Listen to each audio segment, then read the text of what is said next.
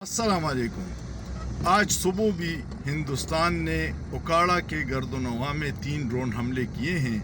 हिंदुस्तान के ड्रोन हमलों की तादाद हुकूमती तस्दीक के बाद तकरीबन 30 हो गई है। हमारे वज़ीर इत्तलात ने कहा है कि दुश्मन को जवाब देने में हम जल्दबाजी नहीं करेंगे, और वज़ीर दिफा ने एक टीवी इंटरव्यू में कहा है कि पाकिस्तान ने हिंदुस्तान पे कोई हमला नहीं किया, हिंदुस्तानी मीडिया झूठ बोल रहा है। पाकिस्तान का हर शहर हिंदुस्तानी ड्रोन हमलों की जद में है।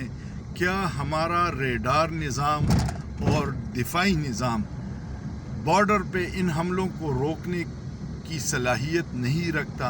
अवाम हिंदुस्तान को भरपूर जवाब देने की ख्वाहिशमंद है और हुकूमत तहम्मुल की पॉलिसी पे गामज़न है। अगर हिंदुस्तान को इन हमलों का जवाब नहीं दिया गया तो मुस्तकबिल में वो फिर बार बार पाकिस्तान पे ऐसे हमले करेगा और हम कुछ नहीं कर सकेंगे।